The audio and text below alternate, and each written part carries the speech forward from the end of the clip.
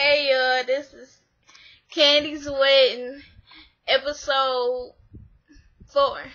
It's only one more episode left and it comes on in 2 weeks. Alright, so I'm gonna put the link down below to the show. Actually, I don't see it. I might record it. Now, it might be the camera directly at the TV and not, it'll probably be directly at the TV. I'm sorry, it's gonna look a little ghetto, but hey, I'm gonna do what I can do for y'all. And it will be broken up in parts. I'm not an editor. I ain't gonna pay for it to be editing. So it is what it is, I try to give it to you how I can. Alright, so this is episode 4. And first off, it's Kandi. She's in Derek J's salon or whatever, and they're talking about the hairstyle that she's going to wear with her wedding dress. And he asked her, does she want the same hairstyle that the chick, what's her name, Vanessa? I can't think, but the chick in Coming to America that was supposed to be his bride, Prince Hakim's bride. He asked her, do she want that hairstyle? She's like, you know what, I'm down with that. I'm cool with that. I'm like, Lord, no, please don't have that shit in your hair. I don't want to see that. I don't want to see that. That's just a lot of weave. And he told her, he's like, you're going to have to put some weave in for that. That's a lot of weave. That's old school. Back in 88, I know we're doing everything old school, but you ain't got to look old school. Come on now. 26 years ago, let's not do that. That was a lot of weave back then, to tell you the truth. So, she comes in, Mama Joyce comes in, and they start talking about how her and Ty, Mama got into it, and she like, yeah, she called me a bitch, and next time she called me a bitch, she gonna be minus something. And Mama like, and Kandi's like, Mama, please, I don't want to keep hearing that. Like, you just keep saying that. And then she's like, well, she called me a bitch. And she's like, Kandi's like, well, you did have your finger all in her face across the table. She's like, I didn't put my finger across the table, my hand across the table. And Kandi's like, Mama, yes, you did. And she did. I don't know. Maybe her memory just bad. Yeah, I can't talk too much about it. I think my memory going back too.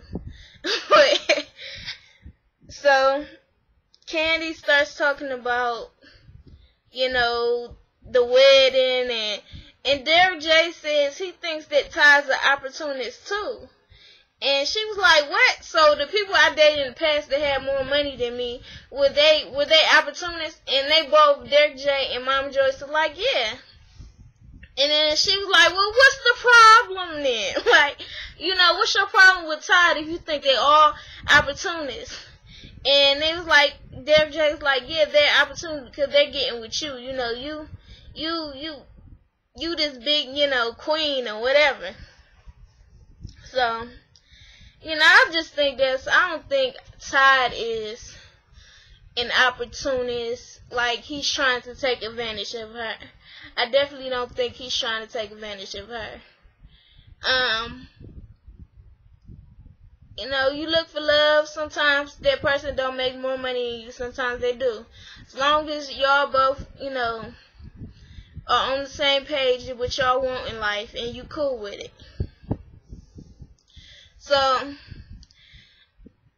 the prenup, Todd meets with his attorney, and his attorney is the same attorney that Portia and Nene had, and he said I guess he hired this attorney because he did Nene's prenup, and maybe he hit up Nene and asked, who her attorney was and how good it was or whatever. But anyways, the attorney ended up telling him that the damn prenup wasn't fair. It said if Kandi died, that he would get nothing. If they end up breaking up, or she decide that she's still with him, that he got 30 days to get up out the house. Like, come on, down here in Georgia, my mama was like, that sound like the damn landlord when they give you notice. I'm like, no, down here in Georgia, they give you 60 days. So this is even more colder. So it also says some shit about, basically it was sounding like if they broke up, he would get nothing. And they have projects and like the play and stuff they do together, and it sounds like if they broke up that, you know, basically Kandi would just get everything. If they broke up, the house would go to Kandi. And I'm like, well, wait a minute. I thought Kandi and Todd, you know, both pay for the house. Why don't they just, if they break up, sell the house? So come to find out, Kandi was on Watch What Happens Live later, and she said that she paid for the house, and that Ty just pays all the bills in the house. And it's like, well, I think on the third season she was, or the fourth season she was on before he actually came on, she was arguing with Marlo, and she said, you know, my man got money, and we getting a house together, and he paying for it too, because Marlo kept saying that Kandi was a sugar mama.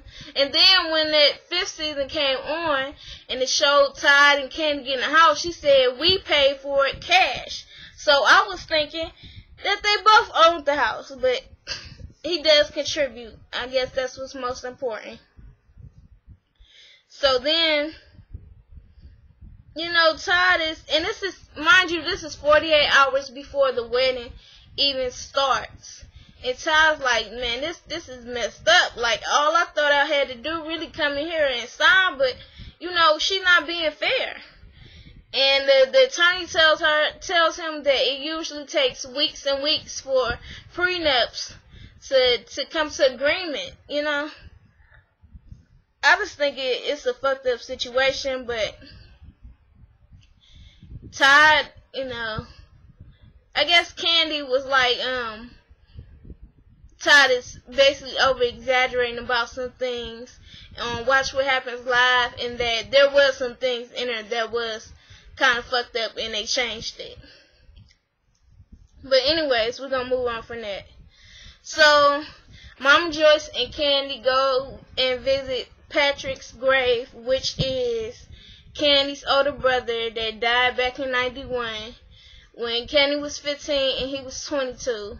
And from the way Kandi tell it, you know, Patrick was Mama Joyce's favorite.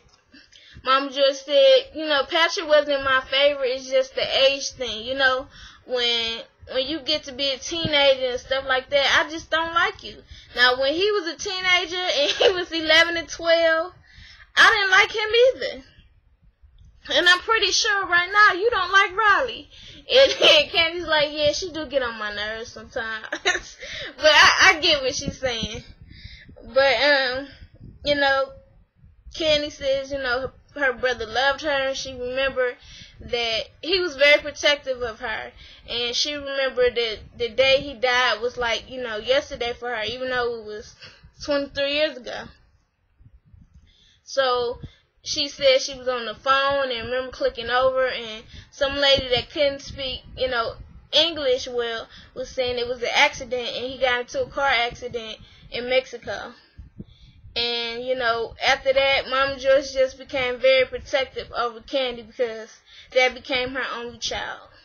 So, yeah, it was a sweet, kind of sad moment. And Mama Joyce said once Patrick died, that, you know, he came to her and told her, you know, you don't have to worry, Mom, I'm good, and you and Kandi are going to be alright. And she said that was the only time that he came to visit her. And Kandi's like, for real? Like, he come and visit me all the time. And she says when she just prays, sometimes at night she just prays that her brother will come and visit her. And, you know, next thing you know, he's there. So, I think that's great, you know. I think Mama Joyce should do the same thing. She'll see her son again in her dreams. So, oh, and I forgot to mention, Kandi was like, well, Patrick could have walked me down the aisle, and Mama Joyce was like, yeah, well, I'll walk you down the aisle, and she's like, oh, thank you, Mama. I'm like, okay, Mama Joyce starting to come around. I'm starting to get a little proud of her, you know. Alright, so Todd is out with his groomsmen. They all out. His boys from New York and LA or whatever. And you tell these some real street niggas because that dang on beep, beep, beep, beep. You could barely tell what the hell they was talking about. Everything was beeping out. Todd is basically telling them, look, she just gave me the prenup today. My lawyer just looked over and basically told me it wasn't fair. Like, if she died, I get nothing, you know. And me and Kandi'S worked on projects together, and it's like, basically looking like I'm an intern or whatever, you know. It's basically like I get nothing. And I didn't missed out on jobs for her because she wanted me to move here to Atlanta, and she wanted me to stay here and not take my jobs that's out of town. So I had to miss a lot of work and just dip into my savings, live off my savings. So, you know, and they talking about it, and his boys got his back. They think it's a fucked up situation.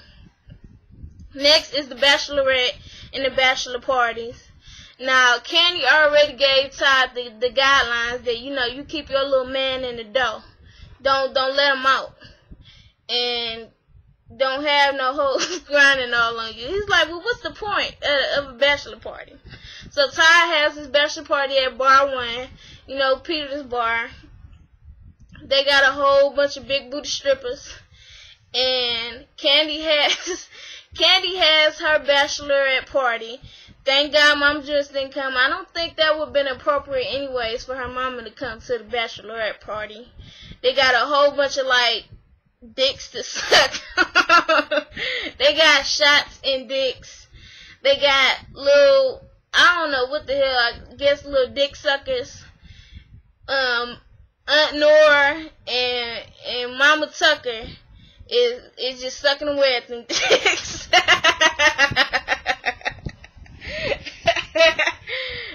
They was showing them young girls how it was done.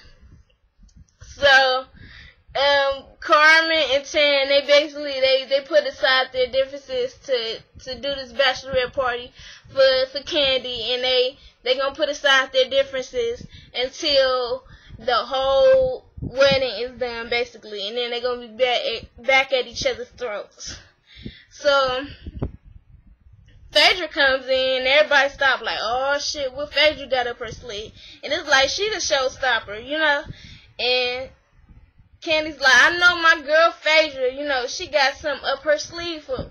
And then Phaedra bring in these damn strippers, and whew, my lord, they were little people, but they was thick as fuck, little people. Matter of fact, I think they might have been, they were big girls. They were little, but they was big girls. They had a lot of meat on them.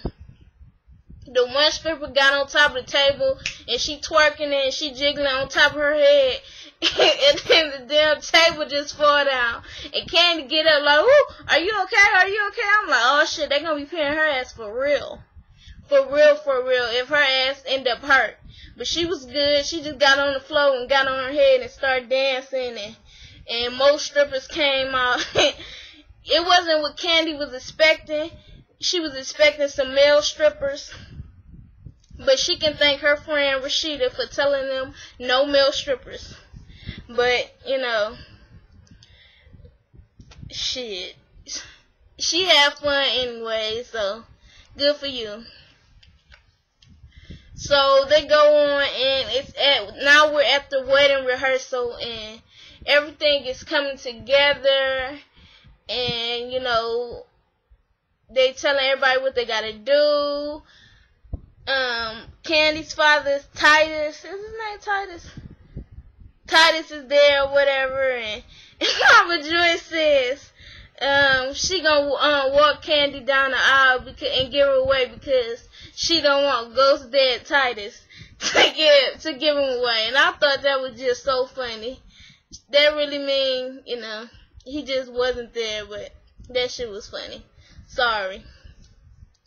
And everything's coming together except for Ty and Kandi. You can tell that it's just tension in the room because they ain't really talking to each other at all. And Kandi then got the news back from her lawyers that Ty's lawyers sent back all these notes with changes he wants and stuff, and she ain't really feeling it.